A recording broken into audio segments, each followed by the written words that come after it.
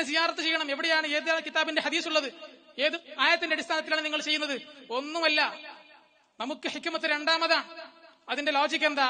ഇതിനെന്തിനാ ഇങ്ങനെ ചെയ്യുന്നത്? ഇതിന്റെ കാരണം എന്താ? എല്ലാം രണ്ടാമത്. ഒന്നാമത് നമ്മൾ ഏവരും ചെയ്യുന്നത് മുത്ത് റസൂൽ സല്ലല്ലാഹു അലൈഹി വസല്ലം തങ്ങൾ കൽപ്പിച്ചു, അത് ഞാൻ ചെയ്യുന്നു. വെള്ളവസ്ത്രം നബിതങ്ങൾക്ക് ഇഷ്ടമാണ്, ഞാനത് ധരിക്കുന്നു. തൊപ്പി ധരിക്കൽ നബിതങ്ങൾക്ക് ഇഷ്ടമാണ് സല്ലല്ലാഹു അലൈഹി വസല്ലം, അതുകൊണ്ട് ഞാനത് ധരിക്കുന്നു.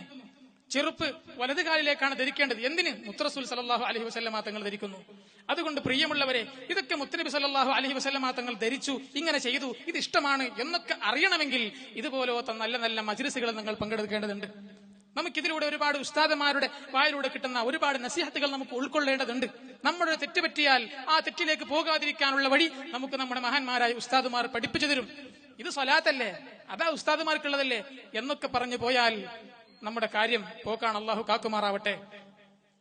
അതുകൊണ്ട് പ്രിയമുള്ള എന്റെ പ്രിയപ്പെട്ട സുഹൃത്തുക്കളോട് പറയാനുള്ളത്, നല്ലവണ്ണം ഈ ഷഅബാൻ, നല്ല ഈ ഒരു ഷഅബാൻ മാസം ഹബീബ സല്ലല്ലാഹു അലൈഹി വസല്ലം തങ്ങൾ എന്റെ മാസം എന്ന് സൂചിപ്പിച്ച റജബുൻ ഷഹ്റുല്ലാഹി വ ശഅബാനു ശഹ്രി, ഷഅബാൻ എന്നുള്ളത് എന്റെ മാസമാണ്, എനിക്ക് വേണ്ടി പ്രത്യേകം റെഡിയാക്കപ്പെട്ട പ്രിപ്പയർ ചെയ്യപ്പെട്ട മാസമാണ്.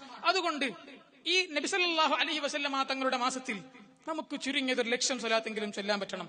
അൽഹംദുലില്ലാ, ഇന്നത്തെ ഈ ഒരു മഹത്തായ പരിപാടിയിൽ സ്വലാത്ത് ചൊല്ലി, എല്ലാ ദിവസവും സ്വലാത്ത് ചൊല്ലി ചൊല്ലി ലക്ഷങ്ങൾ, കോടികൾ വരെ സ്വലാത്ത് ചൊല്ലിയ ആളുകൾക്ക് ഇതൊരു പ്രചോദനമായിട്ട് അൽഹംദുലില്ലാ ഖത്മുൽ ഖുർആൻ വാട്സാപ്പ് ഗ്രൂപ്പിന്റെ അടിസ്ഥാനത്തിൽ ലിയാഫ അക്കാഡമി എന്നുള്ള ഈ ഒരു സ്ഥാപനത്തിന്റെ കീഴിൽ സ്വലാത്ത് ചൊല്ലി വിജയിച്ച, നറുക്കെടുപ്പിലൂടെ വിജയിച്ച ആളുകൾക്ക് ഉംറ ഓഫർ ചെയ്തിരിക്കുന്നു. ആ ഓഫർ ചെയ്ത ആളുകൾക്ക് അള്ളാഹു ദുനിയാവും ആഖിറവും വിജയകരമാക്കി തീർക്കുമാറാവട്ടെ. അവരുടെ റിസ്കിലൊക്കെ അള്ളാഹു വലിയ വിശാലത കൊടുക്കുമാറാവട്ടെ. പ്രിയമുള്ളവരെ, ഇത് പറയുന്നത് ഇങ്ങനെയൊക്കെ സ്വലാത്ത് ചെയ്യാൻ വേണ്ടി പ്രേരിപ്പിക്കുകയാണ്. അതിനൊരു അംഗത്വം നമുക്ക് കിട്ടിയാൽ നമുക്കത് മതി.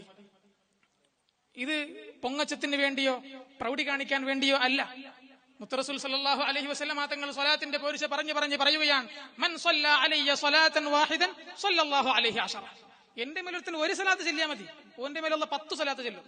നല്ലത് നബി തങ്ങൾക്ക് ഇഷ്ടപ്പെടുന്ന ഒന്നാക്കിയെങ്കിൽ അള്ളാഹു ആ മനുഷ്യന്റെ മേൽ 10 ചെയ്യും.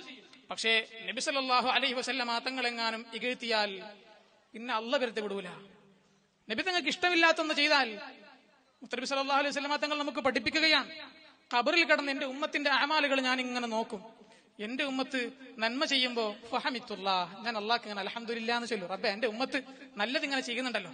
അതേ സമയത്ത് നബി തങ്ങളുടെ ഉമ്മത്തിൽപ്പെട്ട നമ്മളൊക്കെ തെറ്റ് ചെയ്യുമ്പോൾ ഖബറിലിരുന്ന് കരഞ്ഞ് ഇസ്തിഗ്ഫാർ ചോദിക്കുമെന്ന് സയ്യിദുൽ വജൂദ് മുഹമ്മദ് റസൂലുള്ളാഹി സല്ലല്ലാഹു അലൈഹി വസല്ലം തങ്ങൾ പറയുമ്പോ തെറ്റ് ചെയ്യുന്നത് ഒന്ന്. അതുകൊണ്ട് നമ്മുടെ തെറ്റുകൊണ്ട് മുത്തുനബി തങ്ങളെ കരയിപ്പിക്കണോ പ്രിയപ്പെട്ട മുഅ്മിനീങ്ങളെ? അതിനൊരിക്കലും നമ്മൾ അംഗമാകരുത്, അതിന് നമ്മൾ കാരണമാകരുത്.